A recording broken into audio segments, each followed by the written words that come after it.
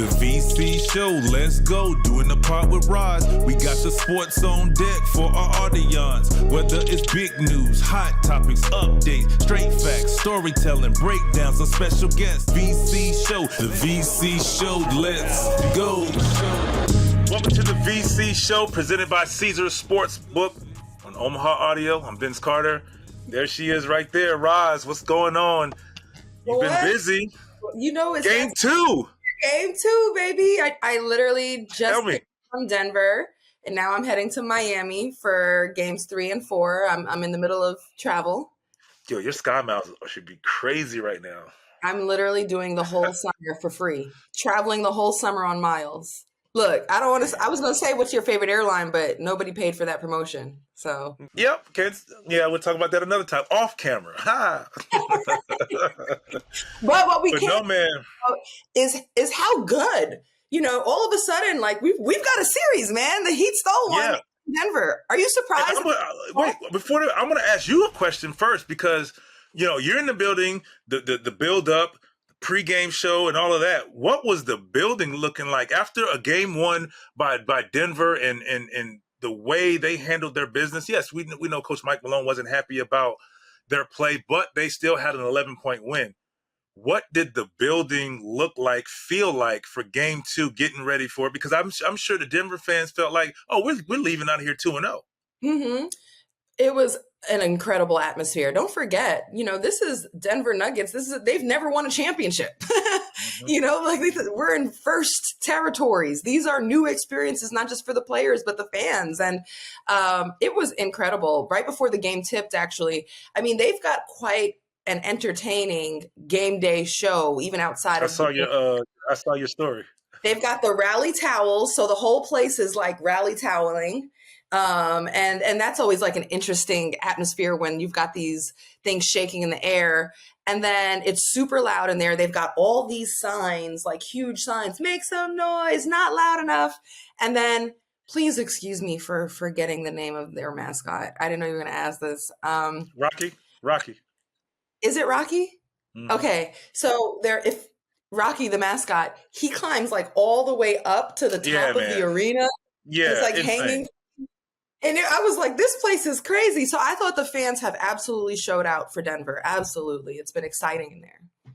It looked like it. It looked like it. Obviously being, in arenas and in situations like that, you kind of get an idea, in being with the elevation out there, like all of the anxiety, excitement, like that can wear you out in itself. So it looked like it was live. And it's the finals. Well, let me tell you one thing. End of the game, though. Whew. That was a stunned crowd in there. Oh, absolutely. Can I tell you, covering the Heat through these playoffs, it's a scene that I've seen a lot because of them. I've seen them have some home crowds that looked amazing deflated, in the game. Just quiet, awkward, like, kind of stunned would be the word. The atmosphere after game 2 in Denver was one I've seen before in this Heat run to the finals. Were you surprised they pulled that off? Because for a second there, after game 1, the narrative was, man, you know what? The Nuggets are really those guys, and they're really that good, and they've been that good all season. And you know what? This might be where the Heat, run out of steam. What did you think of game 2? The Miami Heat had an opportunity to rest and prepare, figure out how they wanted to actually game plan the Denver Nuggets.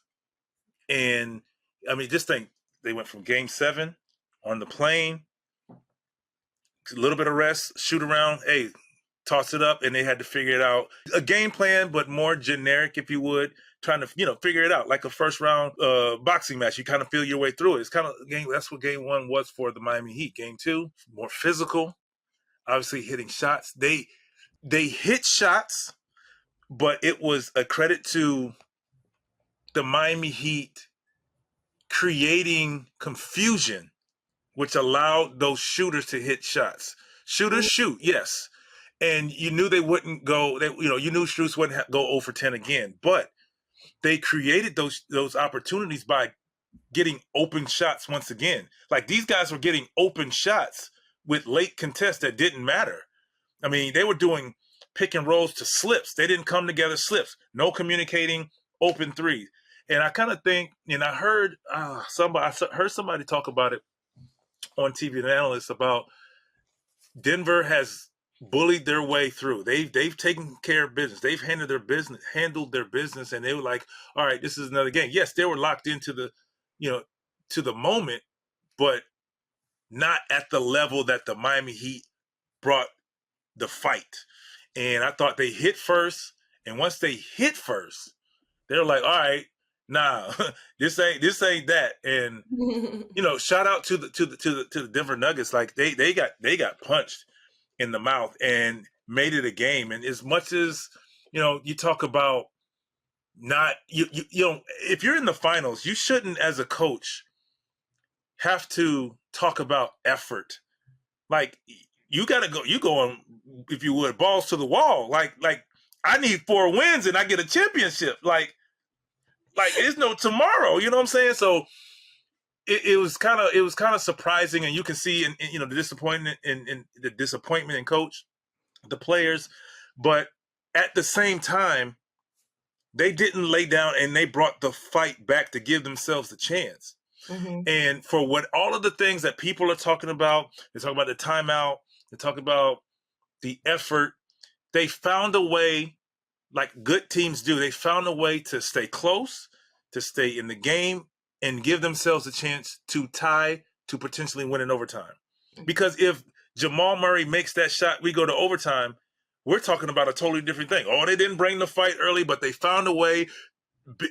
Superstar players rise in crunch time and big moments. So isn't it crazy how narratives change, man, so quick? Mm-hmm. Like the whole and honestly, to your point, if Jamal Murray hits that shot and then the Nuggets go on to win, like the series is in deep threat territory. But as I'm watching the game, and I'm doing post-game interviews and different hits, and then I'm on the game broadcast for the national radio call. So I'm like calling the game alongside legends and Doris Burke and PJ Carlesimo and Mark Kessler. I'm just like lucky to be alongside them and to have the opportunity to be around the finals. And I'm watching the game and I'm like, oh no, this favors the Heat. Like, I'm like, okay, the game stays close. Like, I actually post-game interviewed Gabe Vincent, and I was like, what is it about you guys in post-game situations where you just look so comfortable?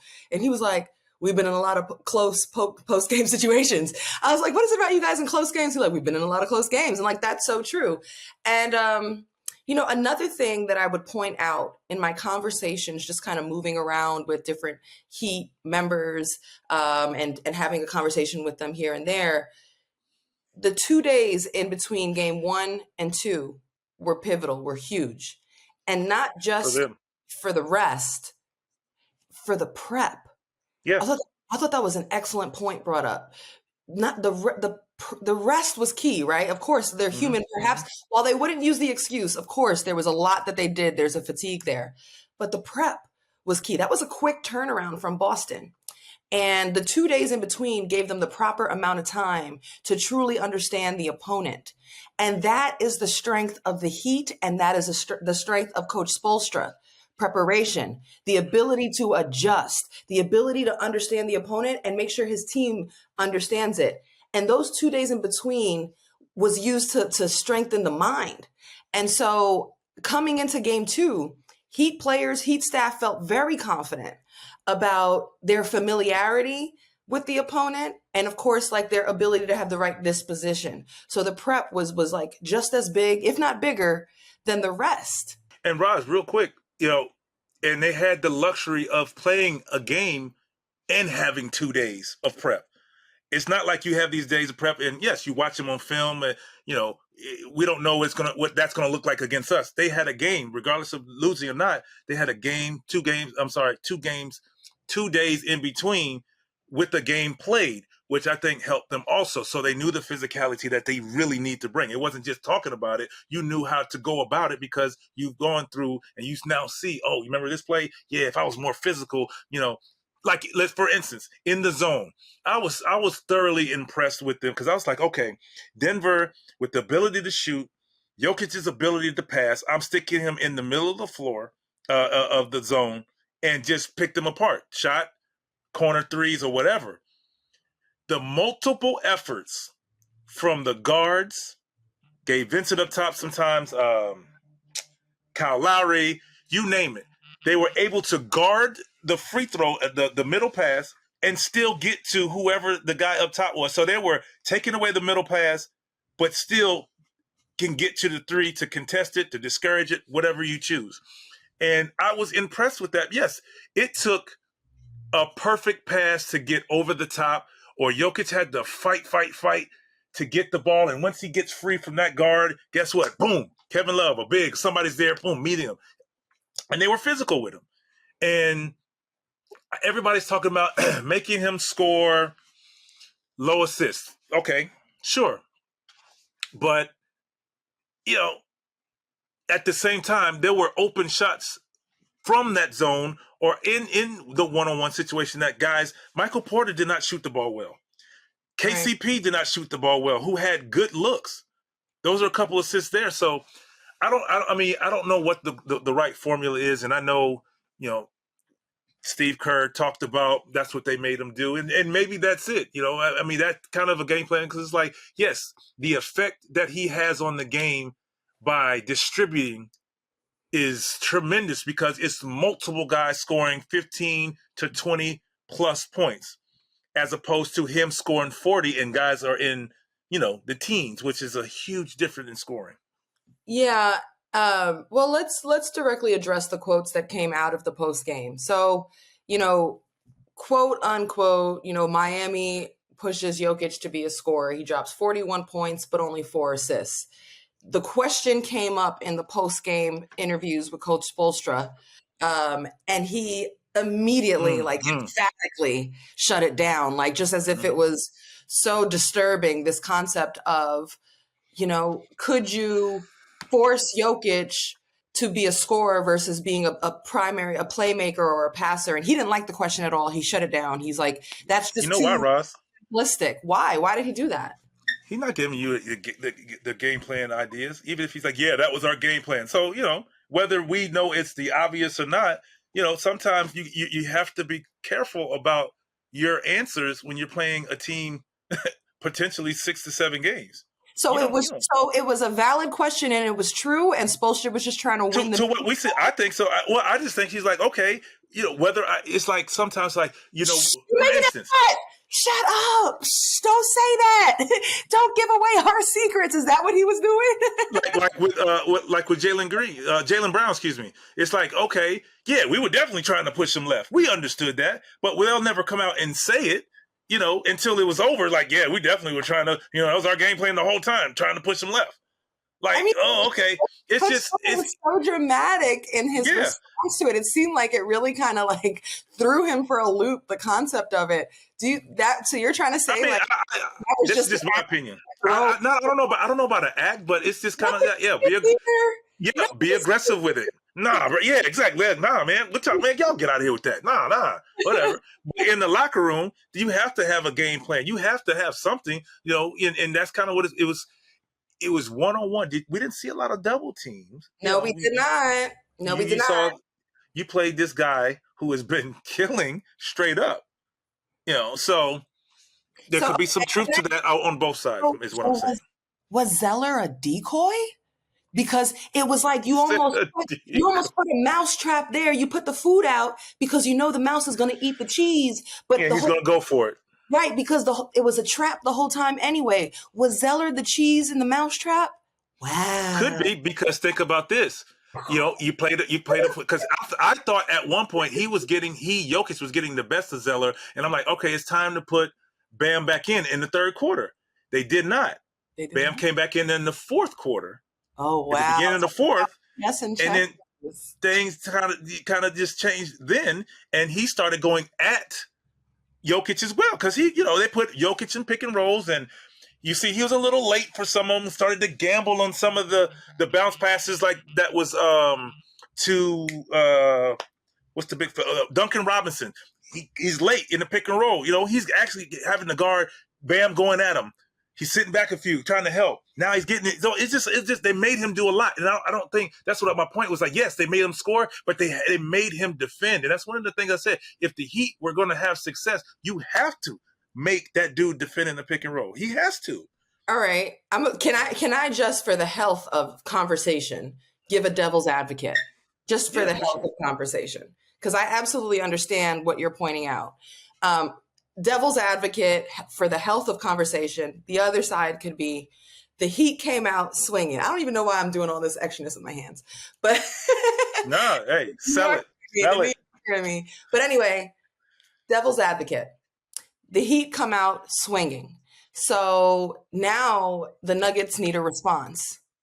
And Jokic, with an understanding of time and situation, with a versatile toolkit of ways that he can dominate a game. He could take 3 shots and have 10 assists at the half and dominate that way. Or he can take 13 and attack one-on-one and dominate that way. So you could see that perhaps Jokic was recognizing that there was an emotional burst from the Heat and he needed to take it within his own hands to assert himself and attack the basket and attack the defender. It is odd that they stayed single coverage so long on Jokic, right? But you think about it, how many possible defenders do the Heat even have to throw out there at Jokic? So yeah. And there's a thing to that, Roz, because the Heat understand double team. He's such a great passer. You open up 3-point shots and possibly makes, as opposed to 2-point shots and makes. And I think Jokic understood that the ball needed to get into the basket. This is what calls for it, because look at this. That assist number could have changed as well if KCP hit 1 or 2 of those. It could have been 6 assists with 41 points and 11 rebounds and 5 turnovers. Right. Or whatever. So it just depends. He just has to read the moment. I thought Jamal Murray struggled early and found his way, but it was just kind of too late. I think regardless of Jamal and Jokic having their nights, they need another guy or two having good nights, and that's created by Jokic, and that wasn't the case, It's a team game. Basketball is a simple game if you really allow yourself. Like, it's a team game, and think about this, Rod. Look, real quick: 41-11, Jokic, 12-7, Aaron Gordon. 18-10, Jamal. Michael Porter Jr., 5 points. KCP, 6 points. Bruce Brown, 11 points. Jeff Green, 9 points. So you didn't have anybody who had like a breakout game. I mean, I guess you could say Aaron Gordon with 12 he had a big game 1, but that was subsided by the adjustment. I thought it was a great adjustment. I thought it was an obvious adjustment because, we're hearing people say, oh, yeah, I said after game 1 that needed to happen. I thought that was the obvious adjustment. We knew that was going to happen because they took advantage of their – To do what? An obvious adjustment?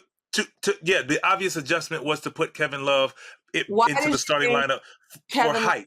A good adjustment, and how do you think it went? Because it went well. Because now you have, instead of Jimmy playing the 4, Jimmy plays the 3, if you would. You have a bigger body to put on Aaron Gordon, and then you can move Jimmy to Jamal Murray to put a bigger body on him. Great defender that makes you can get shots off on him, but he's going to make it tough when he made him earn it. And I just thought that's what was good, because Aaron Gordon couldn't just go post up. Yes, he can post up Kevin Love and go, but he was posting up Gabe Vincent. He was posting up Duncan Robinson, whoever was trying to guard him. He's not the shooter, so he was the guy that they were allowing to take the open threes. Right. But he said, okay, you guys are coming off me. He did a great job of when a guy would come off them, he would run right to the front of the rim and post up.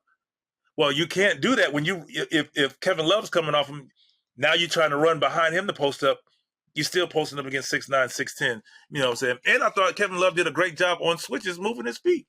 And one thing that Coach Spoelstra said too was, excuse me for not remembering his exact words, but it was something post-game to the effect of, I didn't have the exact foresight heading into game 1. I should have, but he pointed to the quick turnaround and Yeah. He immediately after game one realized I should have gone back to my Kevin Love lineup. And that's where those 2 days in between really paid off, where Spoelstra can showcase, his strength as one of the great adjustment coaches in the game.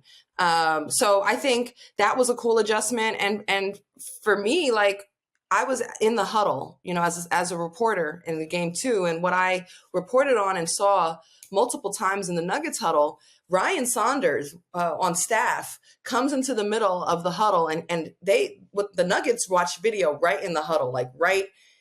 It's I know that video is a big part of the in-game experience, but it's not always immediately at the center of the huddle and everybody's immediately watching video. That's something I've noticed a lot from the Nuggets in the playoffs. And Ryan comes out and he's literally showing them breakdowns, and it's an animated huddle.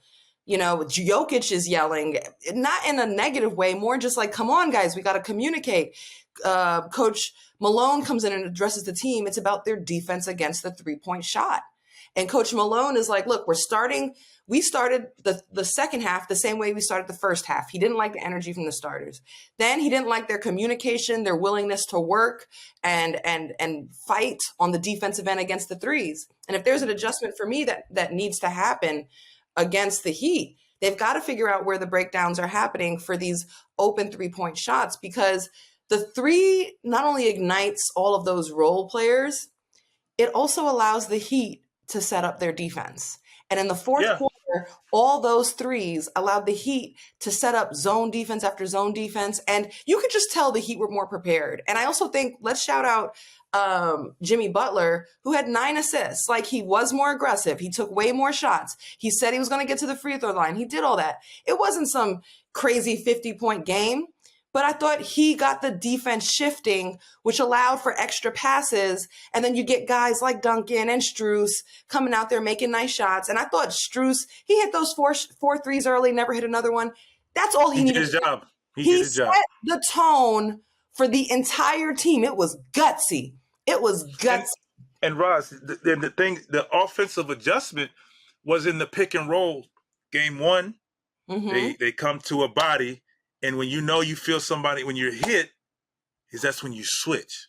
You come to contact instead of point switching. This is the thing that's talked about. If you and I are pick and roll, and your man comes to set a screen on me, and I'm hit, I know then to switch, because now you're going to take mine. But if they never actually come together, what do we do? And there was a lot of point switching, or there were just a lot of guys assuming that it was an actual screen when it was a slip. And they never, particularly in the first quarter, they never got a grasp of that. And that's what I think freed up Strus more so than any exotic play or anything. It was just, the adjustment was, you don't come to a stop. It's just slow to fast, we call it. If you're running to set the screen, you slow down just a little bit to get your guy to kind of show a little bit, and you're fast, you're out of there. Now you get your guy committed, plus the guy going over the screen, because there was no communication. Either you're pointing or you don't say anything, and everybody started to assume. That's why you see, boom, boom, 2 guys on it, and they immediately got off the ball. And that was the adjustment more than anything. They didn't run anything different than what we've seen before. It was just, don't come together. And those guys were getting wide open looks. And once great shooters, particularly who struggled before, get an open look and see one go down, it's a different ball game.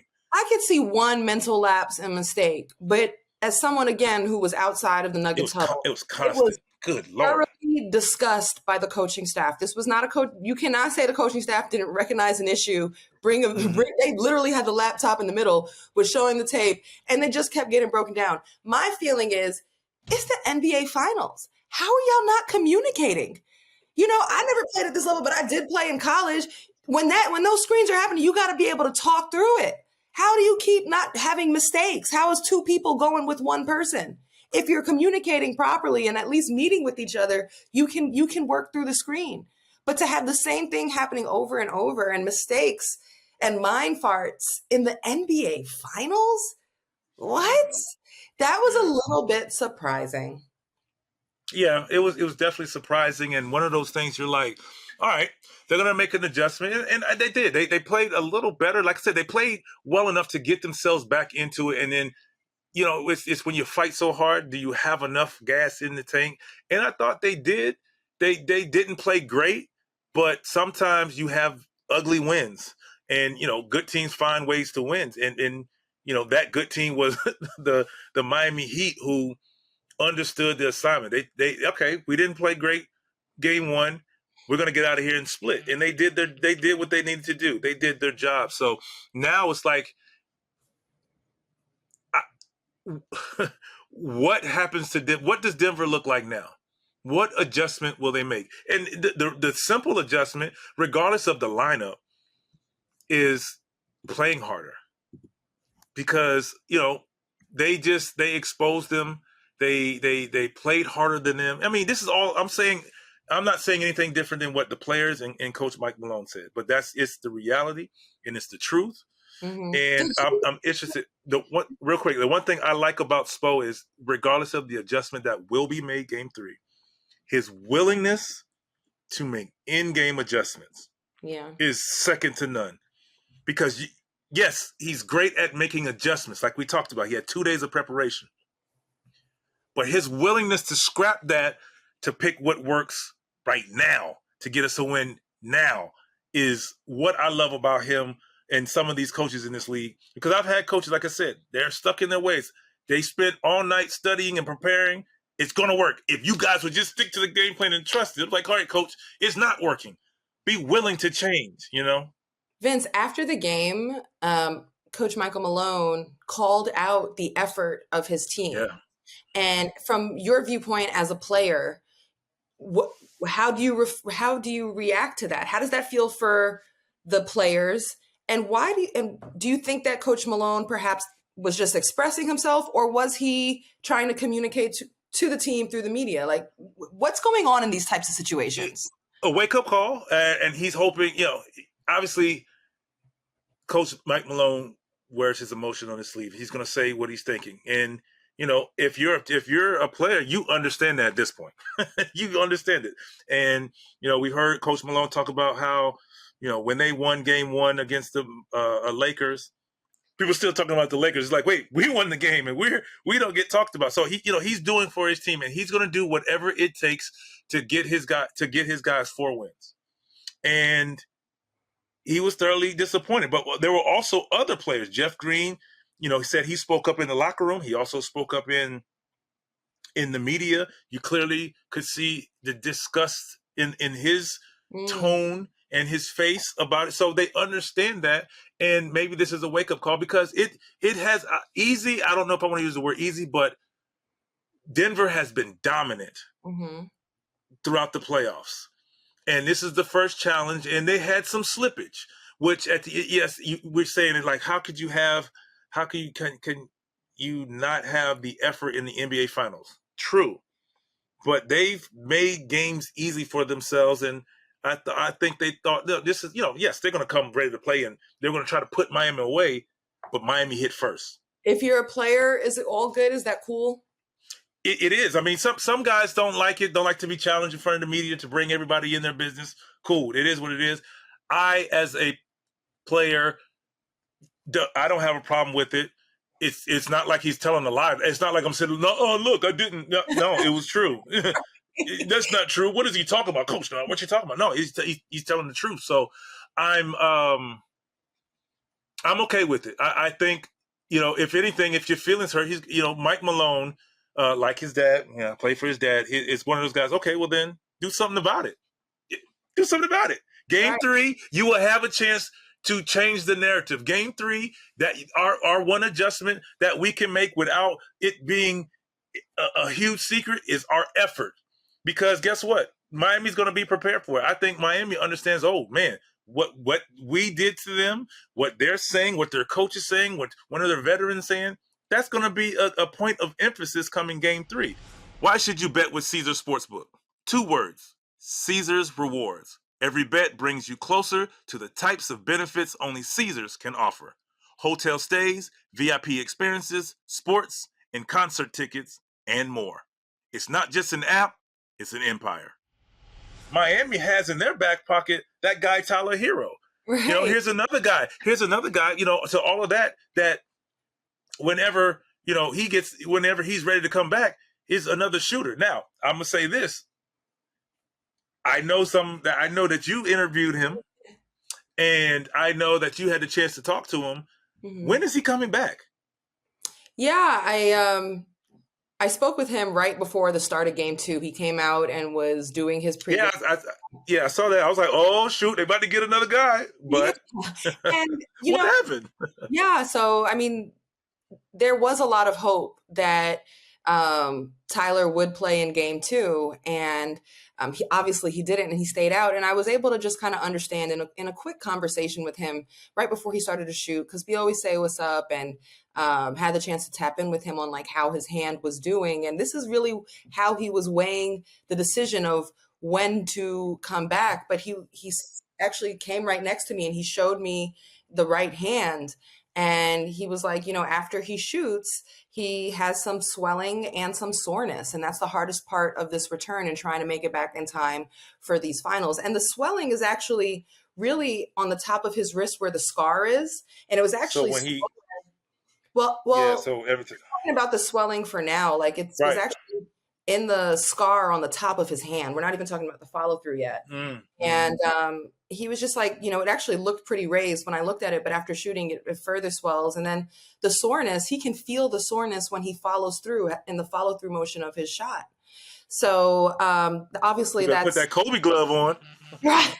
It's something to consider though if you're shooting. And then after shooting, he experiences those things. And I think there's also like the mental aspect of this too, the respect for what the Heat have done, without him as well. And he did share his considerations of, hey, I want to come back, but I also don't want to mess up the rhythm of, the team that's doing so well. And so I think it's not a matter of like, I know for game 2, Tyler, for these reasons, just wants to make sure that he picks the right time to come back, both physically and also like emotionally, mentally, and for the rhythm of the team. That's not to rule him out of game 3, by the way.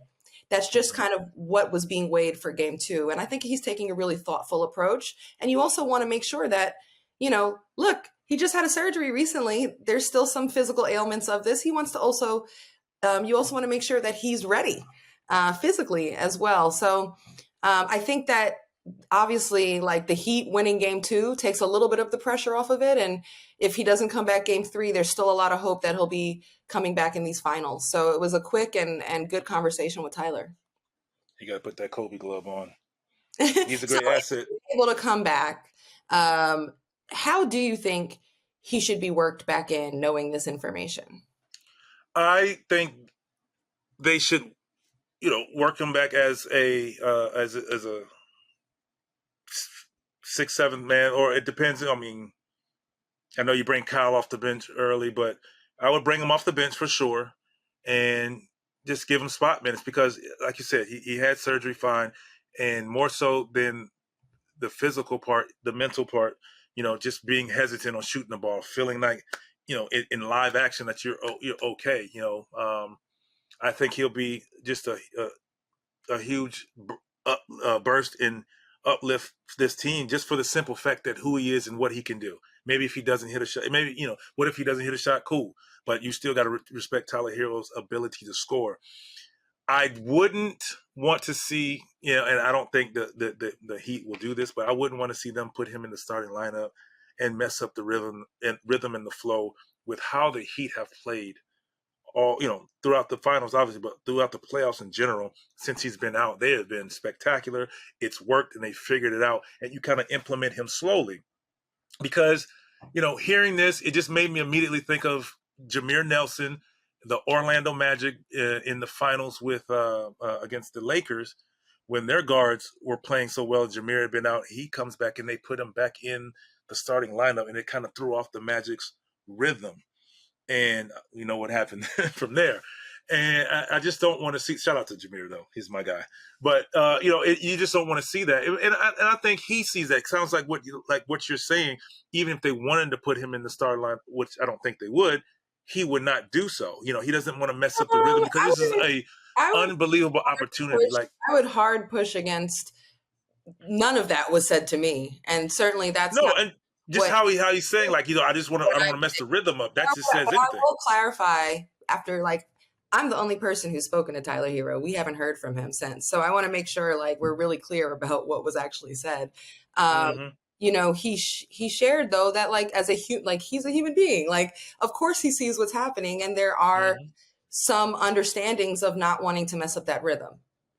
Full stop. Yeah, that's what I'm saying. And that doesn't that's what I'm saying. He doesn't want to come back. It doesn't mean that if he came back, should he come off the bench or the start? It's just that he understands that. And actually, as a fellow, just as two human beings having a conversation about the game that we both played and we both love, like, I actually said back to him, I was like, man, like, you just gotta, I feel like you can't carry that weight and burden with you. Like, if you're going to come back, like, just free yourself of.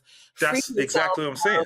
Free yourself of the concept of, am I messing something up? Because that's not for you to control. Just come out and, do your thing. Right. Do your thing. And so, like, that was my thoughts on it. Cause that's a lot of weight to bear. You're coming on the court and you're worried about what you'll do for others. Let coach figure that out. That's coach's assignment. And that's what I'm saying, Ross. Yeah, that's what I think. I think they will protect him as a player and bring him off the bench and let him slowly get his confidence back before they just throw him in the starting lineup and put that pressure on him to or to even allow that to creep in his mind. Bring him in, because I feel like, why would you put him in to play huge minutes and he hasn't played in a long time? Like, I don't think starting him is on the table. I think if Tyler was available, from what I've read from a lot of FaceTime with Heat staff and Heat, team people, if Tyler was able to come back, I'd imagine it'd be off the bench. But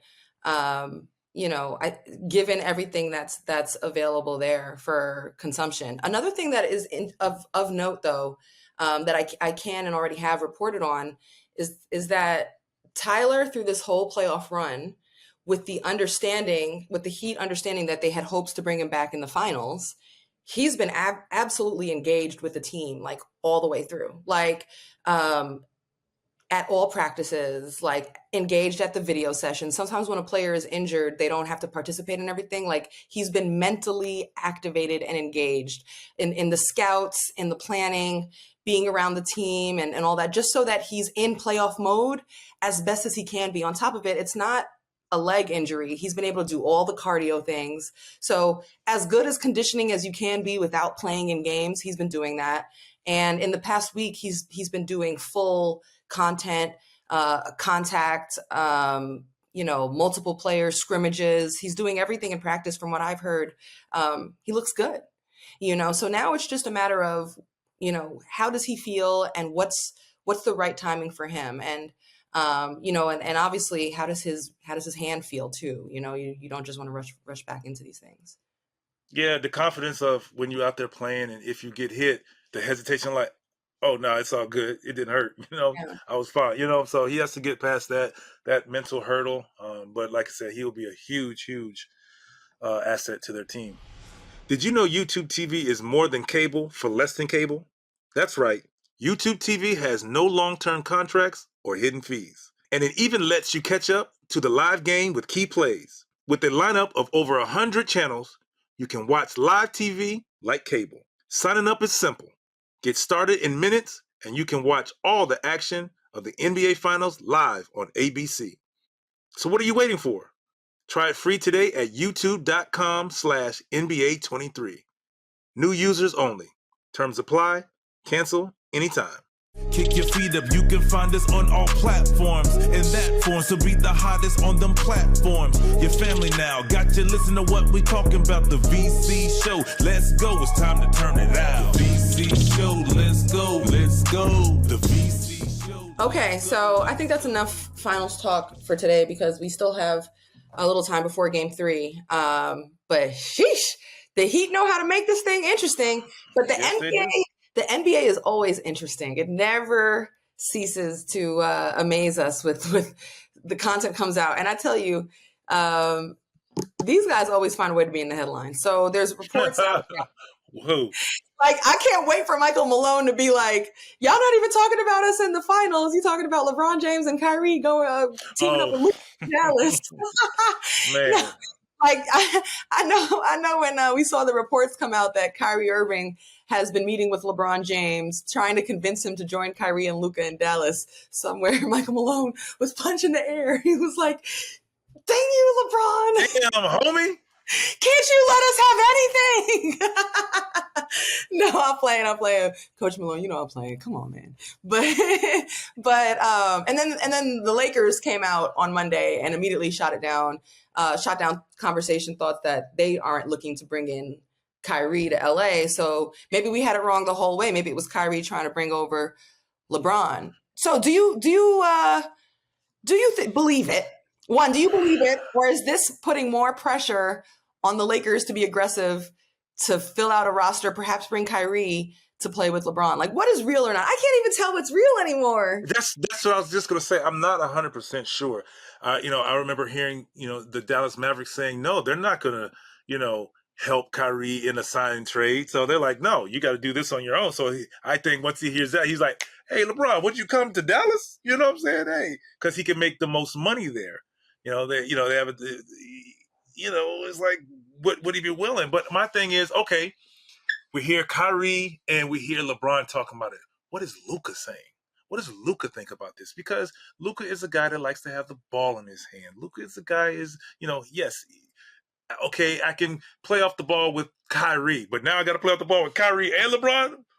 How does he adjust to that? It's a lot of things. There's a lot of questions. There's a lot of ifs, and would-be's and can-do's and could it happens. And it's just crazy. It's like, wait, who's going where? Who might go where? And for sure, the Lakers are going to, obviously want to keep LeBron as long as possible. They have AD in August to make a decision on him. What will you do up until then? So they have a lot of things in, but I do think I'm not giving up Austin Reaves or Rui Hachimura. You would pass on to keep Rui Hachimura and Austin Reaves? Hear what I say? Like they're huge. Like, okay, so if you lose, okay, so you have Kyrie and you have LeBron. What else? Maybe AD. Cool. To me, they're going to be right back in the situation. Okay, within reason. If we had a trade, one of those trade machines, and you saw Kyrie Irving here for Austin Reaves and Rui Hachimura, that's a no. And what else? Those two? I'm asking you, bro. You said that. Right. You didn't. For this, I'm not giving up all of the. Oh, but I'm not putting myself as an organization. I'm not putting myself in the situation again to be where we got Russell Westbrook, and then we didn't have any depth on our team again. Like I don't know. Like what happens if Kyrie comes in and Kyrie things happen, whatever that is. I understand what you're saying. You know what I'm saying? That's what I'm saying. It's just the hesitation. I'm not saying like he's not great. I'm not saying like I wouldn't take him to drop of the hat. Yes, but what do we have to give up to get him? That's my that would be my hesitation. Is all I'm saying. It's not the fact that I wouldn't take him. It's just all right. There again, one of the things that was said is like, would you take Kyrie? Well, if we could possibly bring in Kyrie. Wendy had talked about it. We had talked about this before, but him possibly taking less money to make sure he keeps one of those guys. Okay, cool. But it just right now the Lakers don't want to. Does the Lakers want to go through what they had? They had like Rob Pelinka had to pull one out like deep down in the bag to find a team that worked, that was satisfactory for their fans, the organization, and for the rest of their season, and it worked. Yeah, and it made it happen. So do you want to start and risk that again? I don't know. I'd like to give, and also shout out to Rob Pelinka, who's a wonderful person.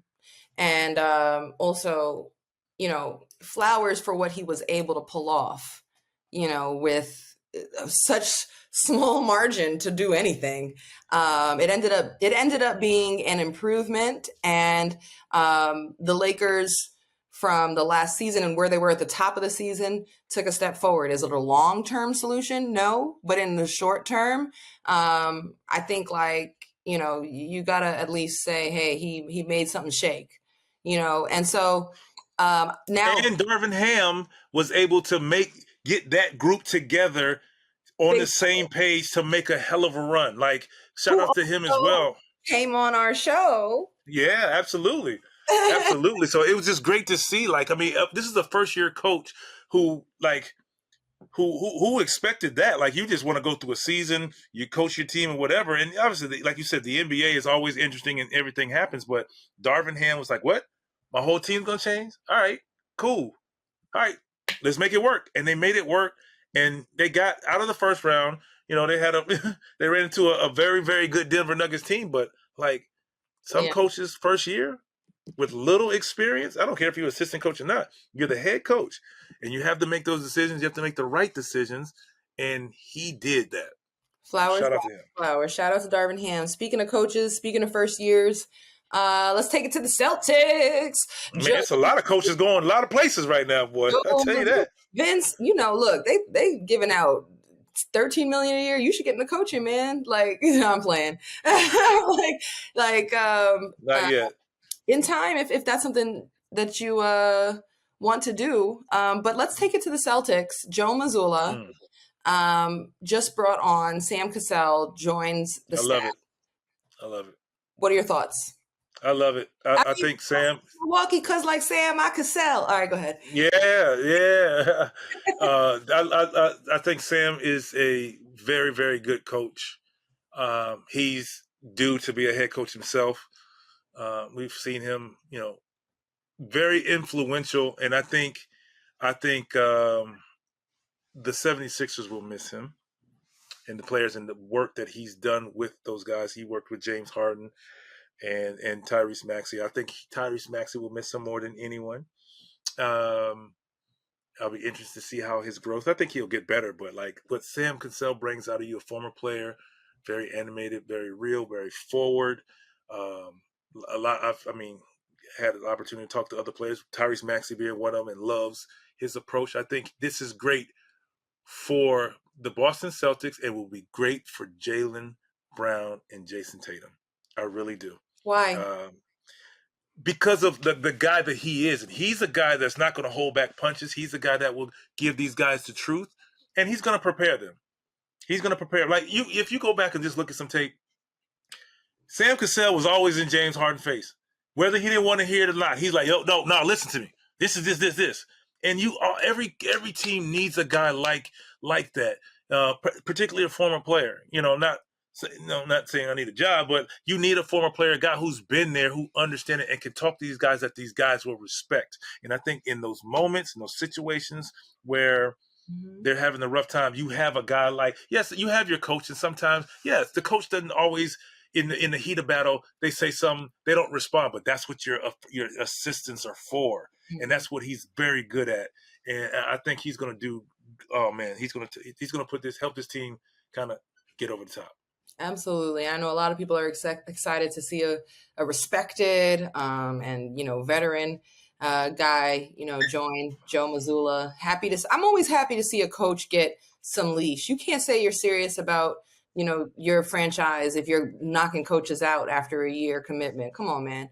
So as much as people wanted I agree with that. Joe Mazzulla, walked off the plank after an 0-3 start. He got his team to Game 7. He was put in a tough position to begin with. He's clearly a bright, talented coach, and I'm happy that the Celtics didn't bow down to pressure. And if you want to see an example, and this has been well documented, if you want to see an example of what sticking through pressure to drop your coach looks at, just look at the NBA Finals. Spoelstra, there was a time that they tried to push him out. You look at Michael Malone, he was allowed to, marinate through seasons that didn't end up where they hoped to be. Mm-hmm. So you're looking at long tenured coaches in these NBA Finals, and I think that goes a long way. So kudos to Brad Stevens and the Celtics. We'll see how it works out. And I think it helps your organization too, Rob. Now the pressure too, I still think 2 years is young, but as you allow a coach to marinate, the pressure sits on them, to perform.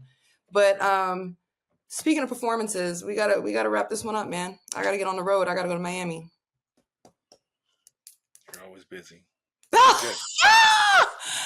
Oh my God, you are always dramatic. You're always dramatic. Because you're always busy. So like, what am I supposed to say here? No, it's all good. It's all good. I know you got to work. You got to. Oh, I wish I could just golf like you all the time. I wish. I don't do that. You talking about? A lot of times, but anyway, but it's. I'm looking forward to Game 3 and seeing him on you and my TV going back and forth like that. She goes. I'm gonna text you while you're walking fast on the TV, like, yo, slow down. Slow down. No, you just said that our show is over. I know you love talking hoops. Yeah, for sure, man. It's a lot of good stuff going out there. Shout out to all these coaches getting a new opportunity. It's just great to see the NBA is going to once again be interesting. Hopefully there's new parity. More parity, in the league. David Fizdale, I want to give him some shout out, my old coach. He's an assistant now in Phoenix. I love him. Got to give him some love. So once again, good people, we appreciate you. We appreciate you listening to us. Listen to us banter and go back and forth, talk about basketball and all the great stuff that's going on. We love you. The VC Show, we out of here. Until next time, we out. Let's go! No!